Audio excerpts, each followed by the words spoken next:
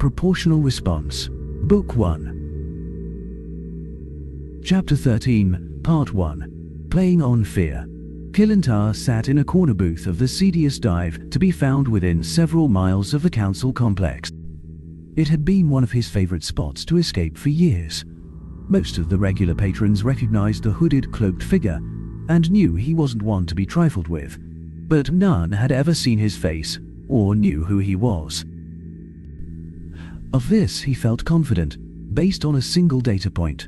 No one had tried to put a knife between his ribs.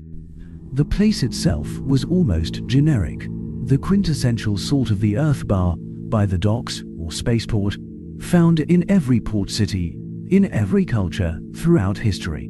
He went here sometimes to simply get away from all of the eyes on him and drink in quiet. And of course, to pick up a night's discreet companionship or see a good fight. Now the place would play an important role, never realizing that the entire course of civilized history had pivoted from this small table. He sipped on his beer and smiled to himself. His beloved wife lay sound asleep in their bed. He'd finally made a genuine effort to put babies in her, after insisting that the only way he'd perform would be if they drank heavily first. He, of course, had spiked the drink and taken something ahead of time to counteract both the wine and the drugs. She'd wake up with a hell of a hangover, which he would enjoy watching her suffer through, almost as much as he'd enjoyed watching that damned human stand there, stock still, eyes locked forward, and stiffly admit to the council that the humans not going to contest the exultant claim of spoils of war on their grain. Of course, Gelat's smug expression the whole time had put a damper on his mood. He'd studiously avoided looking at her, but he hadn't need to. He'd been unable to banish the image from his mind. Soon it wouldn't matter, and his house would be begging for him to return. Impatience began to flare within him. That damned Findle should have been here already.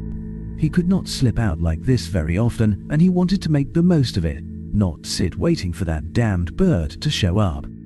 About the time he decided to give up on the ambassador and get on with enjoying himself, an even more nervous than usual little bird slid into his booth. She looked at him out of one eye, then turned his head rapidly and looked out of the other before facing him directly. The little thing seemed to nearly vibrate in its seat, and the eye which faced the rest of the bar moved away from him constantly to track some movement or other. Stupid little birds. Oh, for the days when I could hunt them for sport. Even after I regain my position, that won't, of course, be possible. The sacrifices we make for our people, I guess. The ambassador cocked its head at him and spoke so fast his translator had trouble keeping up. You can't expect me to take what you proposed before the overflock. We, the Findle, have always been at the service of the Exaltan, but what you propose is that we commit mass suicide. Even if we were willing to sacrifice ourselves so completely for our benevolent protectors, the secret could not possibly be kept. The overflock leaders would want their next lower tiers to vote on it, and who knows how far it would go down before the vote happened. There is no way we could keep the information secure. Killentar growled a tiny bit and leaned forward. He considered showing his teeth, but he wanted this thing complacent, not passed out. I have no intention of you taking this matter before the overflock, Ambassador Sorsong. He pushed a datapad forward to her. You will find 3 documents there. One detailing the mercenary fleets you have at your disposal. I know you have them, and now you know I know. I also know where they have been preying on shipping lanes and how they got the information on what ships to hit. Disgusting little creatures. Every single one of those attacks involved the Findle outgunning their prey so heavily it was laughable, yet they nearly retreated half a dozen times. Still, that same cowardice should make them perfect for this. The second is a detail of the names of every Findle youth you provided for our hunting planets, along with some details of their capture for a few of them. Plenty there to have you implicated. The third is the abandoned depot, where you will send your ships to retrieve the weapons they will need, and the schedule for their attack. It must be coordinated perfectly, of course, but if there is anything you Findle are capable of, it is acting in concert. The creature stared at the pad as if afraid it would bite. At length, it picked it up and tapped through the menus.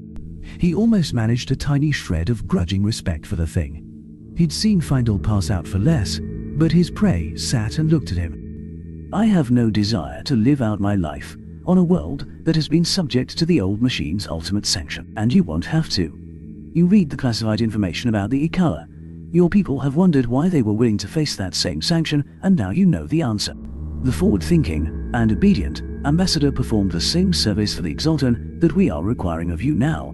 For his service, he and his family are still in cryogenic stasis on Vosan, waiting for the day when the old machines lift the shields on their worlds, and the ambassador can be brought forth to lead his people as loyal members of the League again. We estimate it should be no more than another 100 standard years or so. By our most optimistic estimations, at least. The more realistic estimates have it closer to 1,000, but this one doesn't need to know that. The dumb bird sat and considered his words for some time, and he began to grow impatient again.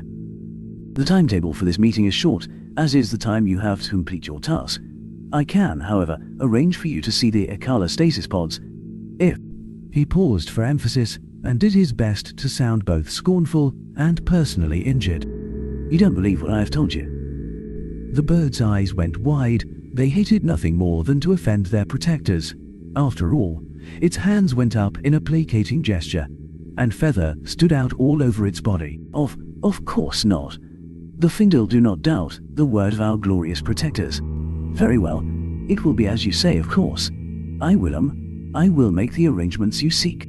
Kilintar leaned back and fixed the loathsome creature with a hard stare. See that you do. He then made a dismissive gesture with his hand, and the timid little thing nearly shot out of his booth. Finally, now, the night is still young. What to make of it? It only took a few minutes for Kilintar to choose a distraction and take her upstairs. He never noticed the Arabso at the next booth, who slipped out onto the street the instant he closed the door onto the private room.